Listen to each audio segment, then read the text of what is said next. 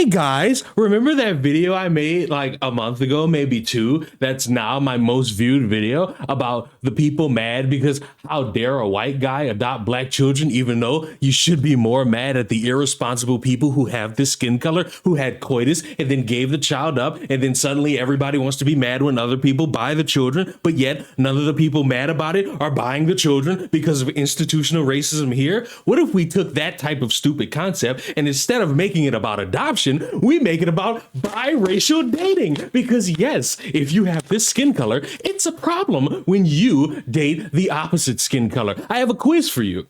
Look at the screen. Do you see anything that could be a problem on the screen? I'll give it a couple more seconds. Do you not see it? Are you sure?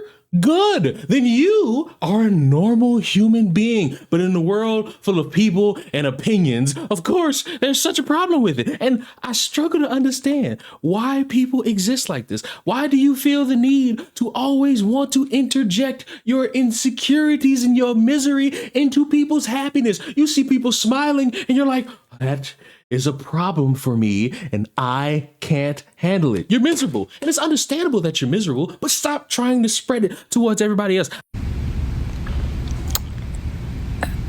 It gotta be the parents' fault. Who else's fault it is?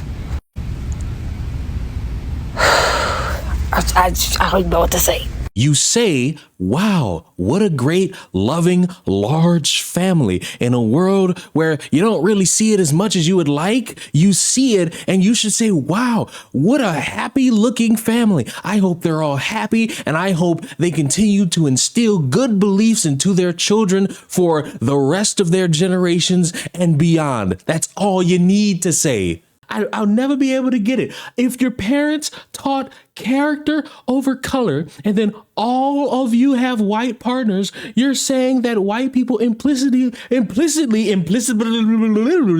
have better character. White supremacists. This is always extremely bizarre because people refuse to address what's obvious. Extremely bizarre. Now I understand. Martin Luther King, he doesn't really matter unless it's Juneteenth or you need to get a solid C+ on a Black History Month project because your teacher's a bastard who didn't want to give you a B because you really needed that to look good on your report card so that you could get your fucking 2K and your PlayStation 2 back. Miss Chauvin, fuck you. But understand, you don't have to think about content of character or character of content or character of skin color if you're not going to care about it at all. You motherfuckers base your whole being around skin color. You see people happy with other people, you make it about skin color. Fuck, y'all have these stupid ass pinpoint conversations about who's gonna have a more successful marriage rate, a light-skinned woman or a dark-skinned woman. Nobody cares about content of character, especially when the reputation is so bad you have to fucking base it around something else. You're never gonna get anywhere because you let that misery cloud your judgment of being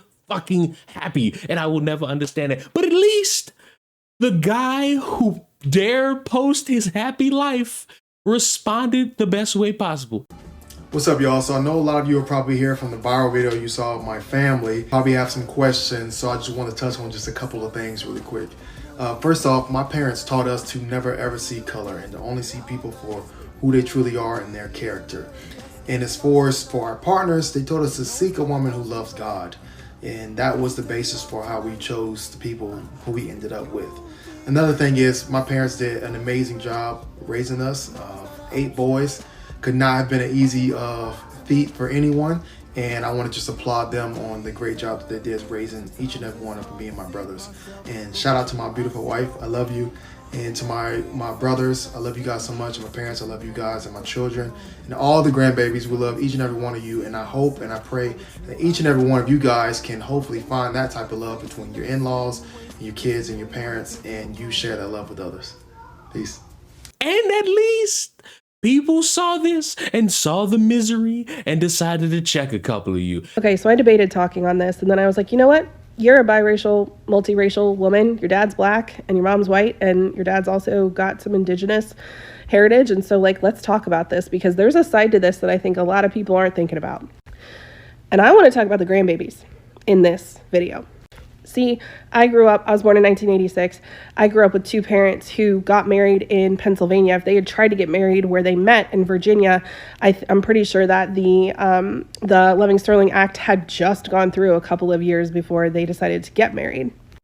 But I remember hearing about the amount of prejudice that my parents faced, and a lot of it was not coming from the white side.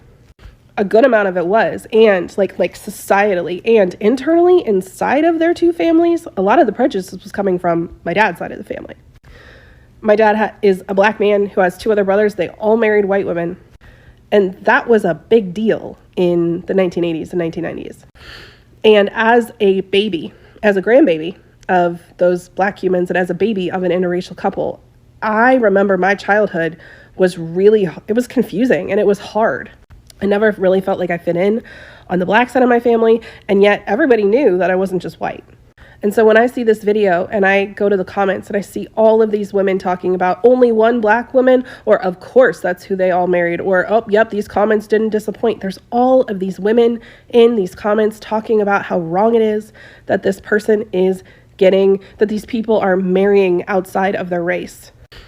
And I will tell you, as the child of two people who love each other so much, who decided to get married to somebody of a different race, those comments hurt. What they imply is that my parents' love is not real enough, or is not appropriate. And if my parents' love isn't equal to black and black love and white love, if I'm not mistaken, that really undoes a lot of what we've been fighting for a very long time. So I know that sometimes we think it's cool to joke about black men marrying white women like this, or marrying outside of their race like this. And yeah, there are some societal things that we get to discuss and debate here if we really want to get into it. And invitation to think about how your comments on a 2-minute TikTok land, because you really may not be considering the profound impact that that's having on other people.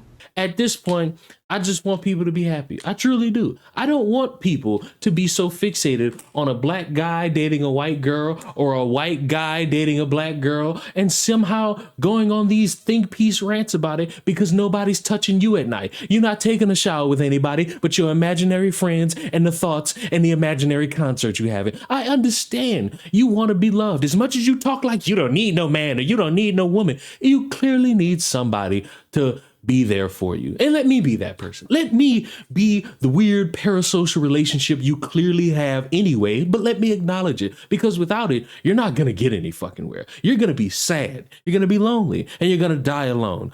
Just like me. But I don't want that for you. I want you to be better. I want you to be happy. And I'm going to say this, and then I'm going to end the video. Stop fucking being so miserable and stop making shit about race. And if you have this misguided fucking perception about all black people and you want to make it seem like we're all just dainty creatures, you ain't been watching the fucking news and you've been ignoring your own fucking neighborhood, because ain't no niggas gonna snitch on each other around there, which makes it all perfectly okay. Yeah, you motherfuckers are absolutely fucking brain dead, and I'm gonna need you to stop doing that shit, and I'm gonna need you to stop looking at happy people and trying to make everybody else miserable. We got it? Good. Subscribe to the channel. I will see you all in the next one.